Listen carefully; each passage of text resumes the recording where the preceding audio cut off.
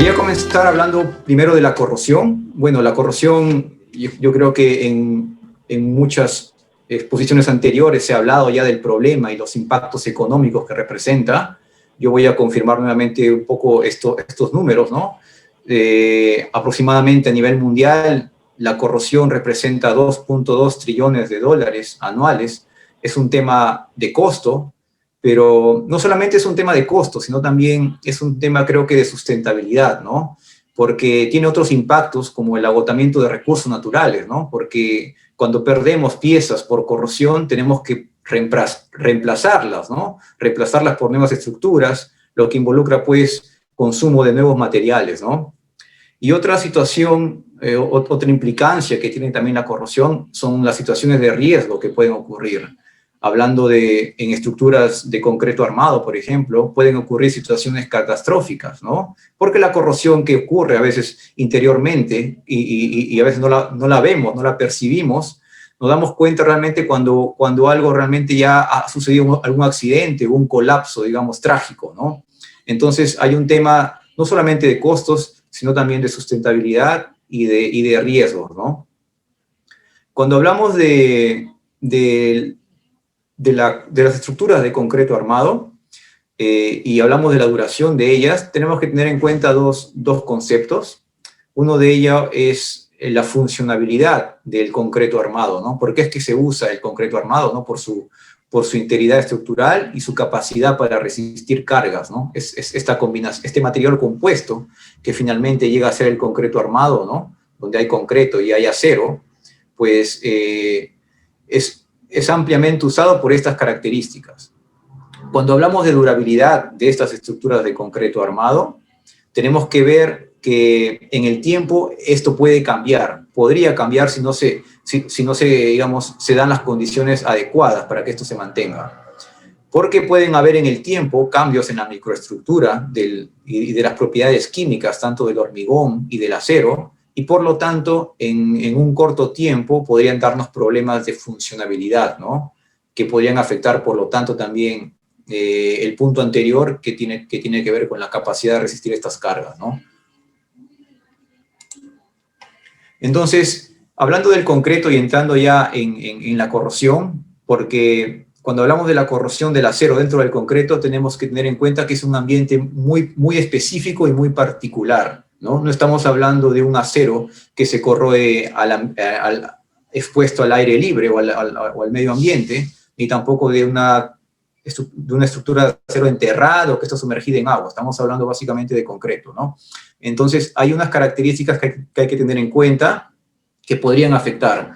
La primera de ellas es la calidad del concreto en sí, ¿no? Esto, si no se tienen los controles de calidad adecuados, podría afectar la calidad de la estructura. También hay parámetros para construcción, y uno de ellos es el espesor del revestimiento que se le da, ¿no? Me refiero al espesor desde la barra hasta la superficie externa. Entonces, estas distancias son importantes y son críticas, hay normas para esto, que si no se cumplen podrían afectar también la corrosión del acero. Y además de esto, hay algunas otras consideraciones que tienen que ver ya con el ambiente y la presencia de contaminantes, ¿no? La temperatura, vamos a hablar de la presencia de cloruros y de otros gases, por ejemplo, como el propio CO2 que está en el ambiente, van a alterar las propiedades del concreto y por lo tanto llegar a afectar también la barra y por lo tanto su integridad estructural en sí. Aquí traje algunas imágenes, como pueden ver, algunas estructuras de ellas, por ejemplo, sumergidas en agua, ¿no? Estructuras cercanas al litoral, estructuras marinas y otras también en las propias ciudades, ¿no? Algunos puentes, vemos cómo se manifiesta esta corrosión interna del acero y cómo que termina finalmente destruyendo la estructura de concreto, ¿no? Y obviamente, bajo estas condiciones es un peligro, ¿no? Y también reparar este tipo de estructuras pues representa costos bastante significativos, ¿no? Una de las principales causas de deterioro de las estructuras del concreto, como vamos a ver aquí, como vemos en la foto, es precisamente la corrosión que ocurre en la barra de refuerzo interna. Traje acá también algunos ejemplos, ¿no? Por ejemplo, un poco para llamar a la discusión y a la reflexión, ¿no? En Brasil, hace unos años, en el año 2014, ocurrió un evento lamentable, ¿no? Donde un viaducto de vehículos, ¿no? Básicamente se colapsó, dejando 2 personas muertas, algunos heridos, y con pérdidas materiales de más o menos 124 millones de dólares, ¿no? Entre las posibles causas que se investigaron, bueno, se hablaba de errores de cálculo de proyectos, errores en la construcción, pero también pues de corrosión, ¿no? O sea, ¿será que la corrosión también es uno de los factores que afecta a este tipo de estructuras? Ahí abajo están las referencias de las noticias que salieron en su momento.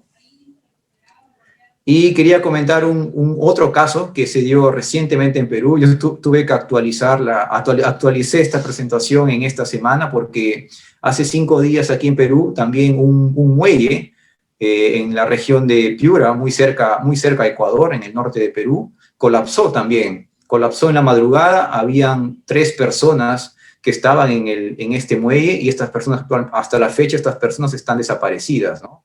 Y uno ve en la foto, esta es una estructura marina, ¿no? Por lo cual los pescadores entran un poco ahí a pescar. Entonces vemos pues, en la foto se ve un poco el grado de corrosión que tienen las barras de refuerzo en su interior, ¿no? Este tema aún está en investigación, pero lo que dicen los primeros informes, los diarios, es que pues la estructura colapsó debido al fuerte oleaje y al deterioro que estaba pues la infraestructura en sí, ¿no?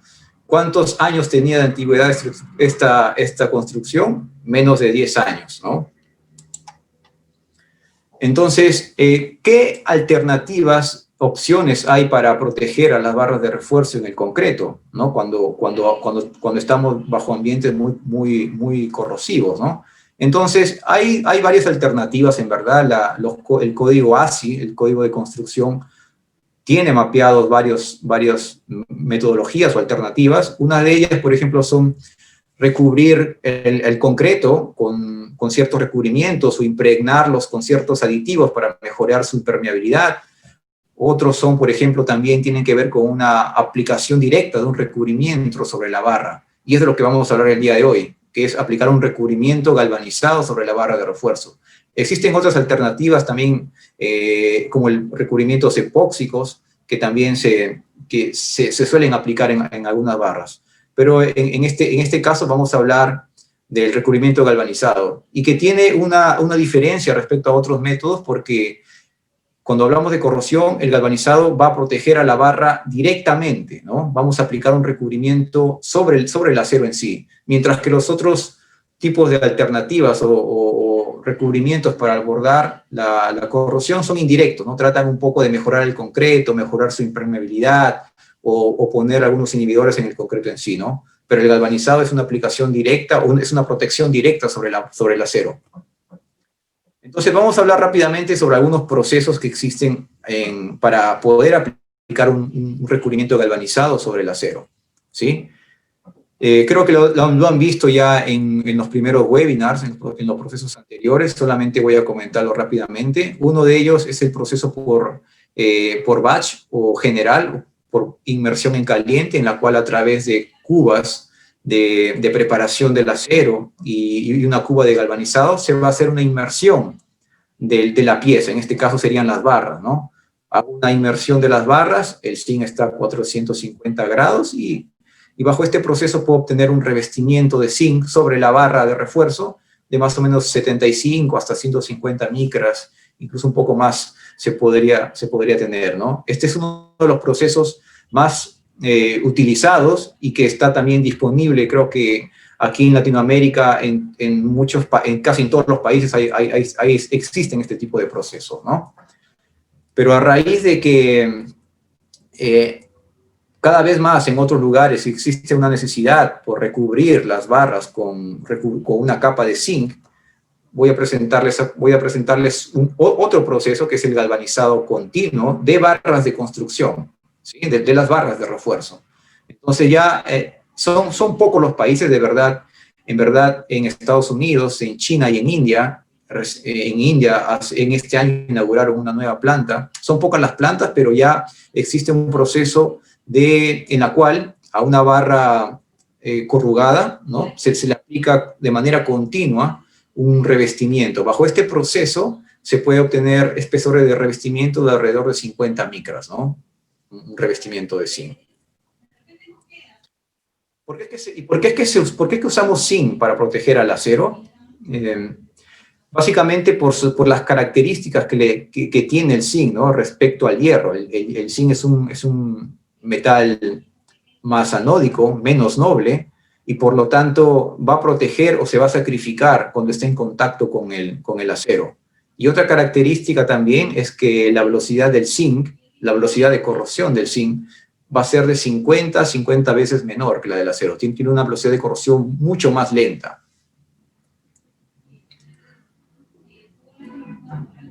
A continuación, el zinc, ¿y cómo protege el zinc? Básicamente nos va a dar una protección de barrera, ¿no? Porque es una capa básicamente aplicada sobre el acero, y también una protección catódica, basado en lo que acabo de comentar anteriormente, ¿no? Por esta diferencia de potenciales electroquímicos, el zinc nos da también una protección catódica.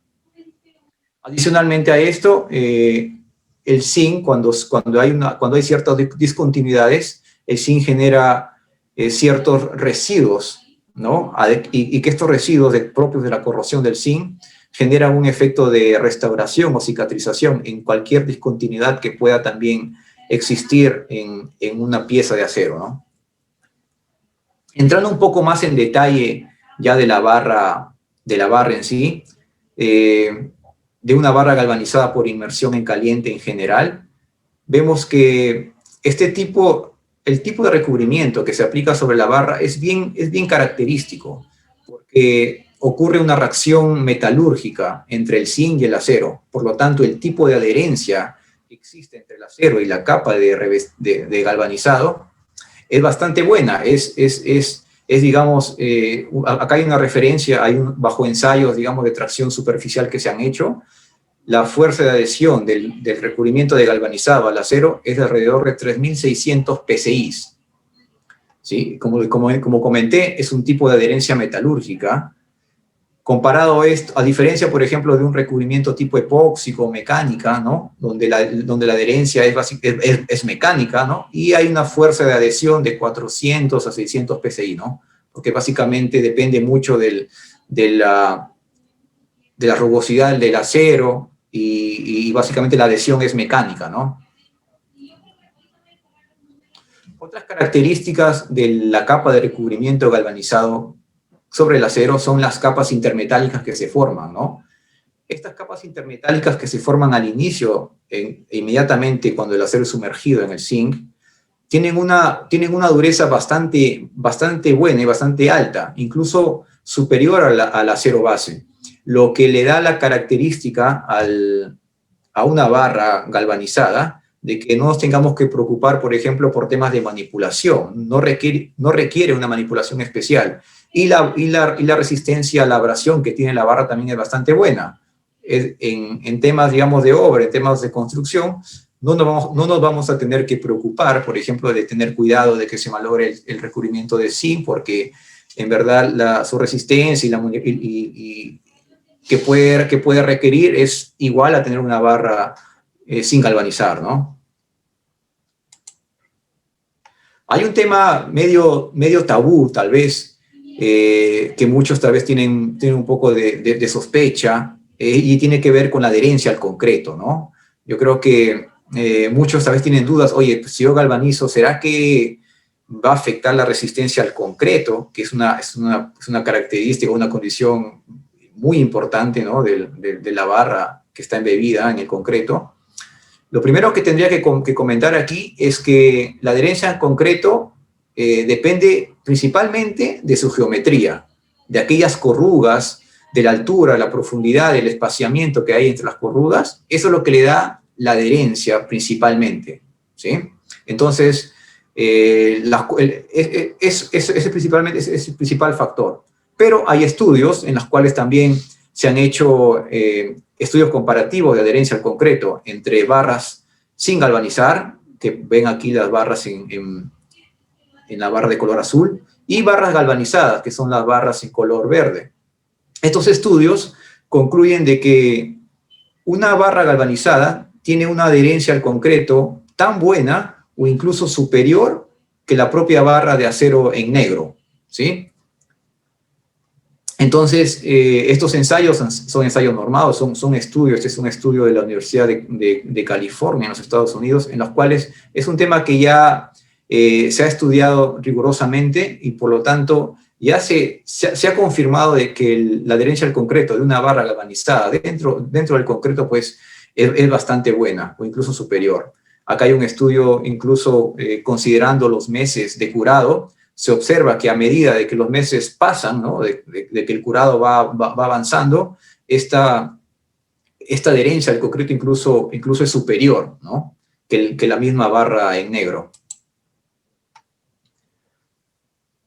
Quería comentar, ¿y por qué es que se da, digamos, esta adherencia superior, ¿no? Yo creo, esto tiene que ver mucho con esta lámina que voy a comentar ahora, que son los compuestos que se generan en la superficie del zinc, ¿no? Inmediatamente cuando están en contacto con el concreto. Cuando, en los primeros momentos, cuando el concreto entra en contacto con la barra galvanizada, comienzan a haber unos compuestos de zinc que se forman. Estos compuestos de zinc, a diferencia de un óxido de hierro, son compuestos más sueltos, tipo polvo, no son compuestos voluminosos, y por lo tanto tienden a transferirse hacia el concreto. Como pueden ver aquí, estos puntos blancos son los óxidos que se generan de la capa de galvanizado, pero, y tienden a caminar, ¿no? O a transferirse, a migrar hacia el concreto, ¿no? Por lo tanto, también tienden un poco a mejorar esta adherencia al concreto, y con el beneficio adicional que también ayudan un poco a que sea más impermeable todo el concreto que queda alrededor de una barra galvanizada. Cuando hablamos de problemas de corrosión, básicamente hay dos principales problemas que ocurren en las barras. ¿Por qué es que se llegan a corroer, ¿no? Vamos a hablar de la corrosión por cloruros y de la carbonatación. La corrosión por cloruros tiene que ver pues por una contaminación, ¿no? ¿Y de dónde suelen venir estos? Oye, ¿pero dónde vienen cloruros, no? A veces puede venir de los mismos insumos que se han utilizado en el concreto, puede ser en el agua, hay insumos que se pueden adicionar como cloruros de calcio que se agregan en el concreto también, y estamos introduciendo elementos, digamos, corrosivos dentro del concreto. Normalmente bajo condiciones normales, el concreto es un ambiente alcalino, por lo tanto el acero normalmente está pasivado, no se va a corroer. Pero cuando las concentraciones de cloruros aumentan, es cuando la barra pierde esta característica de mantenerse pasivada y comienza la corrosión. Esta corrosión avanza hasta el acero, se comienzan a generar estos compuestos de óxido de hierro que son voluminosos y que ejercen presión sobre el concreto y que finalmente originan que el concreto se agriete y se siga agrietando hasta que vemos pues las grietas en la superficie, en las caras más visibles del concreto, ¿no? que podemos ver con la vista. Así es como digamos, se da todo este proceso de corrosión interna hasta digamos, desprendimientos de concreto, ¿no? ¿Cómo nos ayuda una barra galvanizada en este tipo de problemas? La barra galvanizada tiene una tolerancia a la presencia de cloruros de 2 a 4 veces más que una barra sin galvanizar. Por lo tanto, va a retardar la oxidación de la barra de refuerzo. Yo creo que esto se explica mucho mejor en esta gráfica. Ven aquí la gráfica en negro, es cómo se va a comportar una barra sin galvanizar hasta que se agriete el concreto y se desprenda, ¿no? En el punto A vemos el límite o el umbral de concentración de cloruros que puede resistir una barra en negro, ¿no? Es el punto A. Cuando la concentración de cloruros alcance este punto A, lo que va a pasar en una barra sin ningún recubrimiento es que se va a corroer y va a comenzar a generar esfuerzo sobre el concreto hasta que éste se agriete. Pero ¿qué pasa con una barra galvanizada? Que lo vemos en la gráfica, en la línea de color azul. Como ya comenté, para que una barra galvanizada comience a corroerse, tiene que haber una concentración mucho más alta de cloruros, de 2 a 4 veces más, resiste mucho más concentraciones de contaminantes, ¿no? Y a partir de este momento es cuando se va a corroer el galvanizado y ejercer esfuerzos. Pero a diferencia de la barra en negro, que sus óxidos son voluminosos y ejercen bastante presión, la barra galvanizada, como comenté también hace unos momentos, sus óxidos son bastante polvorientos, son finos, no son voluminosos y por lo tanto no ejercen tanta presión sobre el concreto, ¿no? Por lo tanto, la durabilidad de una barra galvanizada va a ser muchísimo mayor en comparación a una barra en negro. Veamos ahora el tema de carbonatación. ¿Qué es la carbonatación? La carbonatación pasa mucho hasta en ambientes de ciudad, en las ciudades, en ambientes urbanos, en ambientes industriales. Básicamente se da por la presencia del CO2 que hay en el medio ambiente. ¿Qué hace el CO2 al concreto? Lo va acidificando, baja el pH del concreto, pudiendo llevarlo hasta niveles de 9.5, ¿sí?, de pH. Bajo estas condiciones, una barra en negro básicamente pierde esa pasivación y lo único que le va a pasar es oxidarse, ¿sí? ¿Qué es lo que pasa con una barra galvanizada? Como pueden ver en la gráfica de la derecha, la característica de la barra galvanizada es que aun cuando el pH del concreto pueda acidificarse, ¿no?, pueda bajar, pH de 9, de 10, el recubrimiento de zinc se va a mantener pasivado, no se va a corroer. O sea, bajo condiciones más ácidas, de 9, 10, una barra con un recubrimiento galvanizado no se va a corroer, sigue pasivada, a diferencia de una barra en negro, ¿no? Y por acá traje alguna referencia también de concentraciones de CO2. Por ejemplo, en el aire, en ambientes naturales, ¿no?, alejados de las ciudades, el CO2 tiene unas concentraciones en nuestra atmósfera de 0.03. Cuando vamos a una ciudad, por la contaminación, el CO2 puede llegar hasta 10 veces más, y en ambientes industriales, esta concentración incluso puede llegar hasta ser más de 100 veces, ¿no?, el CO2 que puede haber en el ambiente. Otras ventajas de la barra galvanizada también son la fácil disponibilidad que tiene, ¿no? Como ya comenté, no hay requerimientos especiales para almacenarlo, para transportarlo. Yo creo que también la disponibilidad de galvanizadores que hay en nuestras ciudades, en nuestros países, hace que sea algo que esté disponible rápidamente y que no requiere, digamos, muchos tiempos, ¿no?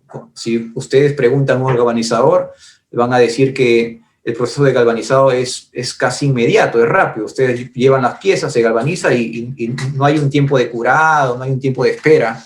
El producto se puede ser utilizado casi inmediatamente. Ahora voy a hablar un poco, entrar en detalle de algunas especificaciones ya técnicas que existen para la barra de refuerzo galvanizado, ¿no? Ya vimos cómo nos puede ayudar en estos dos problemas más grandes que hay, que es la carbonatación y los cloruros. Ahora vamos a ver un poco de normas técnicas. A raíz de que se ha visto de que la barra galvanizada es realmente una buena alternativa para proteger contra la corrosión en estructura de concreto, hay normativa ya vigente, ¿no? Una de ellas es la más conocida aquí en América, pues, es la ACTM 767, ¿sí? Que especifica ahí dos clases de acero galvanizado, ¿no?, con 150 micras y con 86 micras, ¿sí? También existen normas ISO con recubrimientos similares, y también hay una norma ACTM 1094 que es para el galvanizado por proceso continuo, ¿sí?, que especifica recubrimientos de alrededor de 50, ¿no?, como comenté. Algunas condiciones que especifican estas normas, normalmente especifican un tratamiento de pasivación con cromato, ¿sí? En la barra después de galvanizarlo, se tiene que hacer una pasivación con cromato, un poco para controlar esta liberación de hidrógeno que se pueden dar en los primeros momentos, ¿no?, en contacto con la barra y el concreto, ¿no?, pero que se detienen una vez que ya el acero se ha endurecido, ¿no? Con respecto a las propiedades mecánicas, lo que le da las propiedades mecánicas es el acero en sí, ¿no? La composición química del acero y las propiedades del acero. Galvanizar una barra en una barra de refuerzo no afecta ni la ductilidad, tampoco afecta la resistencia a la tracción, a la fluencia, no afectan este tipo de propiedades.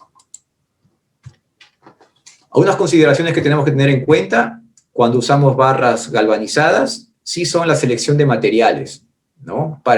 Debemos evitar en general contactos de materiales diferentes. Por lo general debemos usar todos los soportes, accesorios, también debería ser galvanizado, ¿no? El alambre de amarre, de preferencia, debería ser galvanizado, para evitar este tipo de contactos en materiales diferentes que podrían ocasionarme, digamos, corrosiones localizadas en alguno de ellos, ¿no? Por diferencia de potenciales. Entonces, si uso una barra galvanizada, de preferencia, o sea, todo debería ser, digamos, todo lo que tiene que ser metal, ¿no? Galvanizado, ¿no? Cuando también otra cuestión que surge también es, oye, normalmente voy a requerir hacer doblados, ¿no? Para formar estribos en las zapatas, doblados a 90, doblados a 180. Hay dos opciones en esto, ¿no? Yo puedo hacer los doblados antes de galvanizar, ¿sí? O también puedo hacerlo posterior a ello. Puedo trabajar el acero, dimensionarlo, cortarlo, hacer los doblados correspondientes y luego también galvanizarlo. Es una opción. Esta opción va a ser mejor, ¿no? Porque no va a haber ninguna, digamos, afectación al recubrimiento, se va a mantener uniforme, pero de repente puede haber algunos problemas de transporte, ¿no? En algunos casos, por la mayoría, a veces se suele galvanizar en barras rectas, que facilita un poco el transporte, y luego también hacer estos trabajos de doblado en el campo, ¿no? En la obra. Hay estas dos opciones. Hay la misma norma, la que acabo de mencionar, la ACTM 767, que es la especificación de la barra galvanizada, especifica ya los diámetros que tienen que ser aplicados para cada uno de los diámetros de barra, ¿no? Está en función del diámetro de barra. En el caso de que se haga doblado después del galvanizado, se sugiere hacer doblados lentamente para evitar algún desprendimiento, fisuras que podrían darse en algunos diámetros, sobre todo en diámetros más gruesos, en donde se puede dar este tipo de desprendimiento del zinc en la zona de recubrimiento, pero también para esto el daño va a ser mínimo, o en todo caso también existen normas, o la propia norma de la barra recomienda hacer una reparación de ser necesario, ¿no? Y hablemos ahora un poco de costos, ¿no? ¿Cuánto cuesta realmente usar una barra galvanizada respecto a una barra en negro, ¿no? Aquí en la tabla ven una referencia, ¿no? de costos por libra. En verdad, obviamente el proceso de galvanizado va a aumentar el costo de la barra, no es tan significativo, pero tengamos en cuenta aquí algunos puntos importantes respecto a costos. El primero es que el incremento en costo por la utilización de barras de refuerzo galvanizada va a ser más o menos del 1 al 3% de los costos totales de la construcción, ¿no? Pero si vemos, si comparamos estos costos respecto a los costos totales del proyecto, este incremento en costos, por lo general, en base a estudios, principalmente en Estados Unidos, donde hay una mayor penetración de barras galvanizadas, este costo, por lo general, es menor al 0.2% que los costos totales del proyecto, ¿no? Entonces, es un valor, digamos, bastante bajo, no tan significativo, cuando lo comparamos con los costos totales que pueden haber en el proyecto y con los ahorros que nos pueden generar también. Cuando hablamos esto es hablando de costos iniciales, pero yo creo, aquí quería yo introducir un concepto que creo que es importante, que tiene que ver con el costo del ciclo de vida, ¿no? Y el costo del ciclo de vida es básicamente pensar en todo el tiempo de vida que va a tener la estructura y cuánto esto me va a costar, incluyendo costos de mantenimiento, reparaciones, todos los materiales que yo voy a tener que consumir para poder mantener una construcción bajo el tiempo de vida estipulado, ¿no? Por lo general, los códigos ASI dicen pues que las estructuras las estructuras de construcción civil son fabricadas para resistir por lo menos 50 años, ¿no? Entonces, hay algunos estudios que ya se han hecho en base a diferentes ambientes corrosivos y comparando barras en negro, barras galvanizadas, barras con recubrimiento epóxico y barras inoxidables. Estos estudios comparativos indican que, por ejemplo, para un proyecto de 100 años de vida útil, la barra de refuerzo galvanizada representa el costo de ciclo de vida más bajo cuando se compara con una barra en negro, con una barra que tiene un recubrimiento epóxico o con una barra inoxidable. ¿Y por qué? ¿Y por qué es que tiene el costo de ciclo de vida más bajo? Porque son por las reparaciones, ¿no? Ya comentamos de que para 100 años los mantenimientos en una barra galvanizada dentro del concreto van a ser mínimos o casi inexistentes.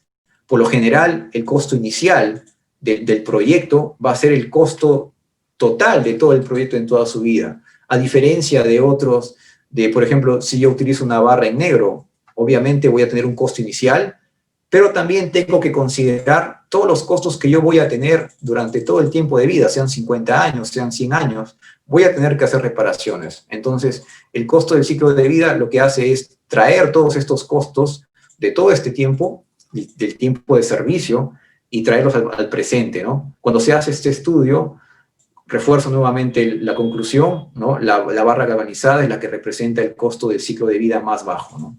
Sobre todo en ambientes que tienen grados de corrosión mayores, ¿no?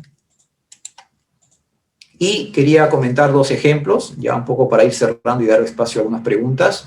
Como comenté, en Estados Unidos y algunos países de Europa es donde más hay una difusión de este tema de las barras de refuerzo galvanizado y mayor penetración. Los proyectos se utilizan mucho más. Este es un proyecto que se construyó en 1972 en Boca Chica. Como pueden ver, es un muelle, está sobre el mar.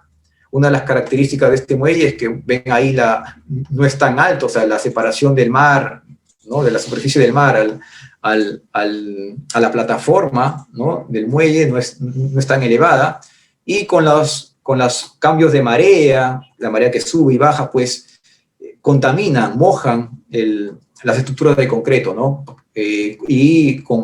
Por lo tanto, pues, haciendo que haya una alta presencia de cloruros, ¿no? Estos ciclos de que se moja, se seca, o sea, suelen dejar residuos, ¿no? de cloruros en la superficie. Entonces, se han hecho inspecciones. Este es un puente construido este es un muelle construido con barras de refuerzo galvanizadas en el año 72, y se hicieron mediciones en los años siguientes, en el año 75, 91, 99.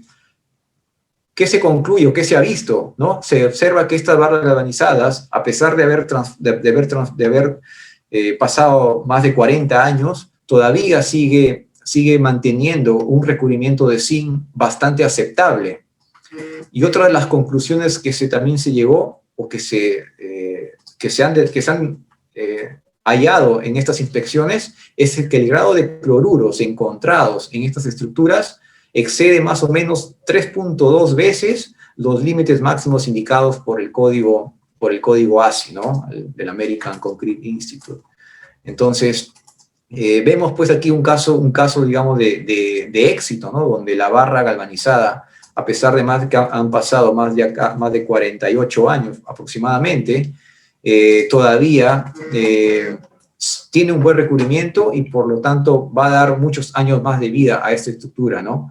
En este caso es una estructura, como comenté, bajo condiciones bastante agresivas, ¿no? Entonces, si esto hubiese sido construido bajo una barra, tal vez sin recubrimiento, obviamente tal vez se hayan tenido que hacer reparaciones significativas para poder mantenerlo todavía en servicio, ¿no?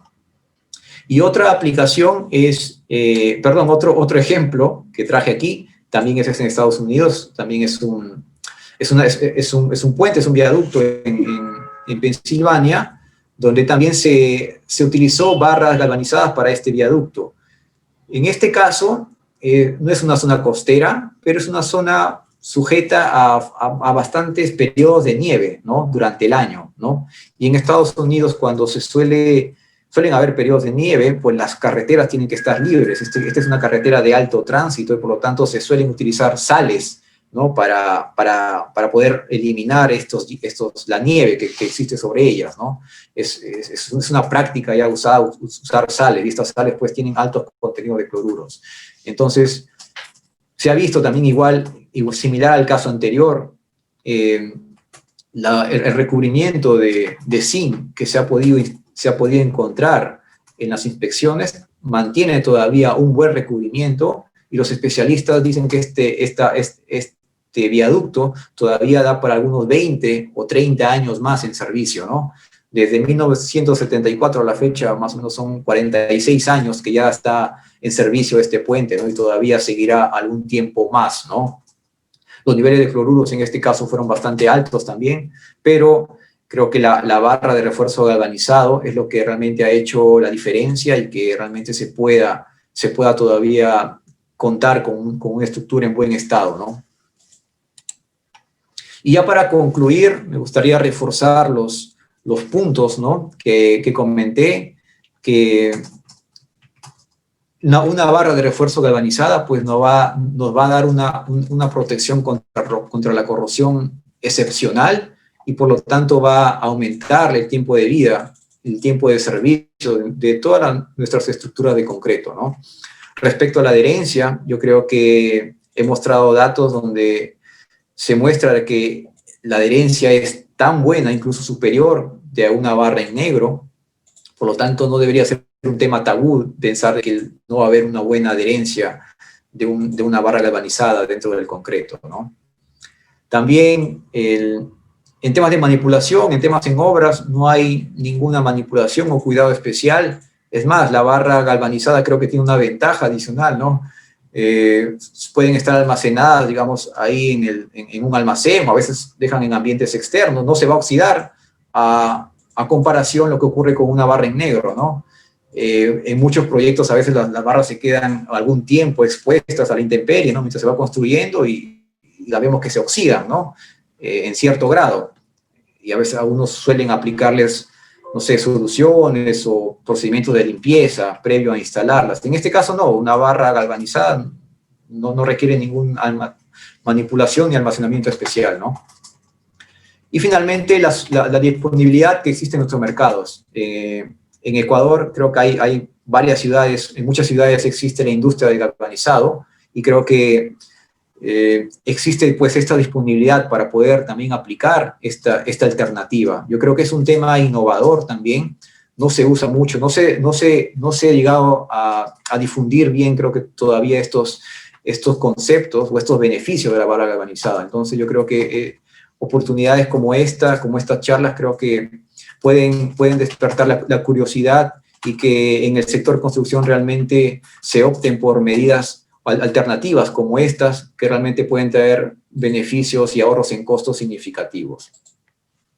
Bien, eso es lo que quería comentarles el día de hoy. Muchísimas gracias.